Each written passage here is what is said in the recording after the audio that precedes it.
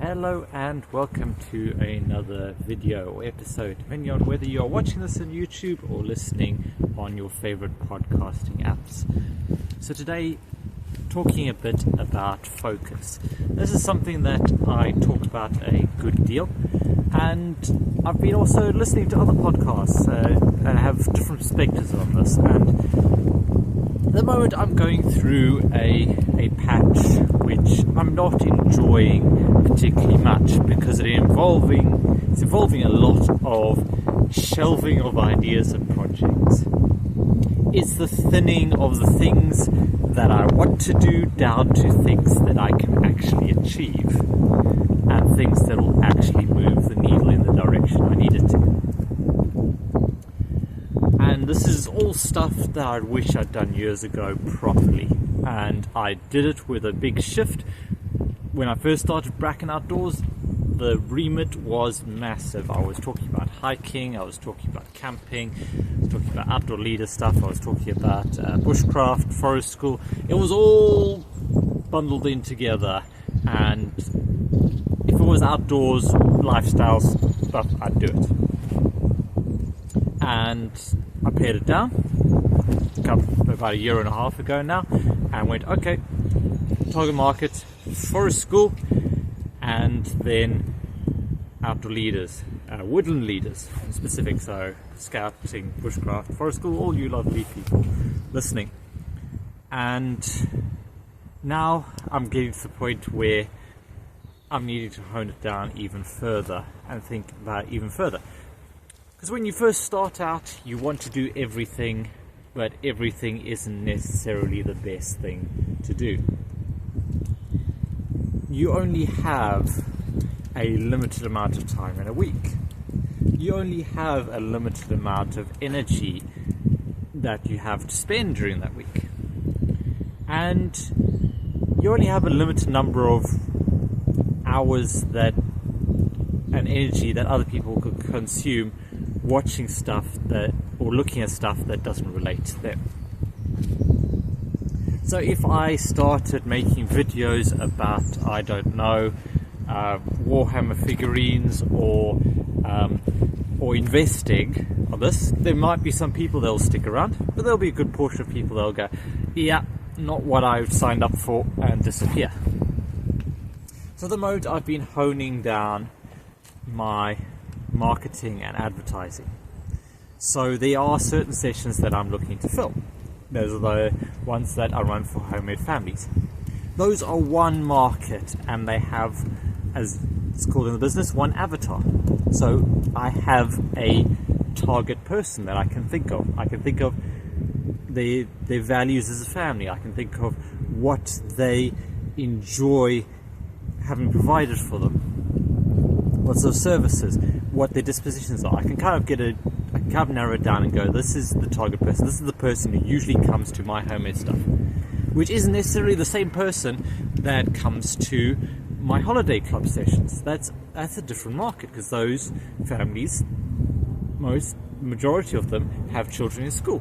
They see the great stuff I'm doing with homemade families, and they want to come along for the holiday session. So there is an overlap. But as you start looking at different audiences, different markets, you limit it. So when I'm setting up my marketing and advertising for the week, I go, okay, well, I'll share a photo of the stuff that I was doing on Tuesday with the homemade group. I'll do another one. I'll share a upcoming event for this thing, and then I will share a tip or a trick or whatever, and then I'll share a couple of YouTube videos. So I might put out like 5-6 pieces of content a week on social media. Now, if I wanted to engage 8 different audiences, even if I catered each one of those 6 to a different audience, I still wouldn't be able to cover all of them. I still wouldn't be able to reach everyone. So if I can't reach everyone, I can't necessarily fill a session. This is different from a session that's already established. If I already have a session that's established and I'm fully booked all the time with a waiting list, and I never have to worry about people leaving the session, about filling their places, then I can pretty much put those to one side, have maybe one post that goes out a week or whatever that celebrates what we're doing. But in the end, that doesn't need any more push. So I can kind of leave that, and then that's happily ticking along on its own. Also, if I can get someone else to do marketing and advertising for that, then fantastic, I'll push it over there. It's all done. But what I'm honing down on is those other projects, those other ones that are new, and there's always new ideas coming out. I said right at the start, if you're new, you want to start new things, you want to go and you've got ideas. I'm still buzzing with ideas. Every time I have a chat with someone, I get new ideas. They say, oh, why don't you do like an outdoor feast event? I'm like, that sounds fantastic, I'd love to do that. How about making a cooking and CPD course that has food hygiene in it? Totally, I would love to do that. Rites of passage, are you doing anything with that? Well, I would be great to. Have you got a men's group? Yeah, that's in the car. That's on the cards. There's 101 things, but in the end, it's far better, I'm finding, to have 1 or 2 sessions that are well booked, well attended.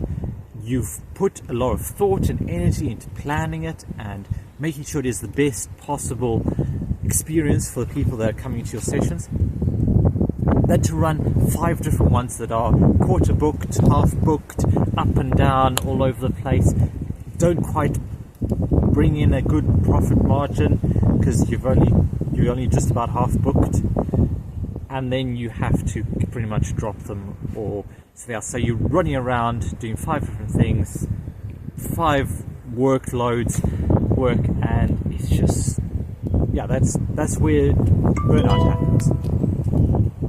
So what I'm looking to do is pare down, and this is what I wish I'd known right at the start when I first started my forest school journey. Obviously this doesn't apply as much if you're in school and stuff, but if you're looking to build a business around this, pick a target audience, pick one thing that you will deliver for them, and work really, really, really hard, like advertising posts 2-3 times a week, just discussing your philosophy, discussing how this can achieve outcomes, telling people about yourself, make it interesting, make it engaging, make videos, make podcasts, whatever. Just focus on that market and one service. That is the goal when you're first starting out. Then as you move from that one service, once that book's out, you can then move on. You can ideally add extra things for that same community. Offer them different things. Go, okay, how would you like to go on a camp? Or can we do a night walk or night hike? Can we do a full forest school day instead of just a morning?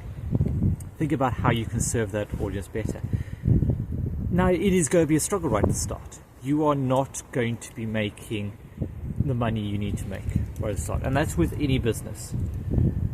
But you will reach the point where the stuff you're doing is profitable a lot faster because you're focusing all of your energy.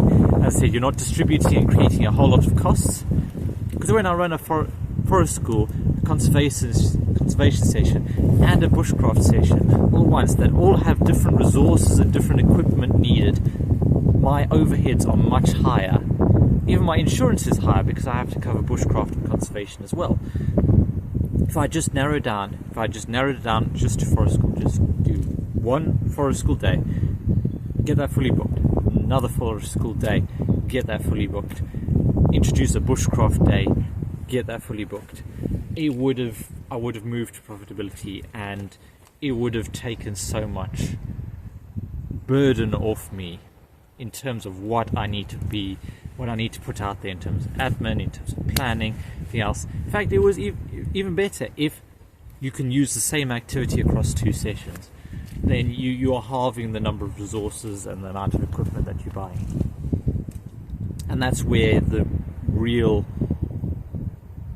focus really shines. But it is so difficult to do, to focus yourself, to go, okay, this is what I'm doing now. And I thought I'd pared things down. I started this year going, okay, yes, I've gotten rid of a lot of stuff. I've put some stuff on the back burner. Okay, I think I'm good to go. And I've gone full tilt into it. And now, less than 1 month in, I'm like, okay, no, need to rethink this. I don't have enough time to be able to fill the spaces in the sessions before the next one comes around. And I need to be looking at having an event 3 months out and advertising that now, so it's fully booked then. If I'm doing an event every month, I just don't have the time to market that. And then when I'm marketing 4 different events, people don't know whether they're coming or going. People slip through the cracks, people miss what I'm putting out there, and I'm not succeeding in what I want to do in my end. So, big pare back, and hopefully it'll be a much more streamlined and efficient business moving forward.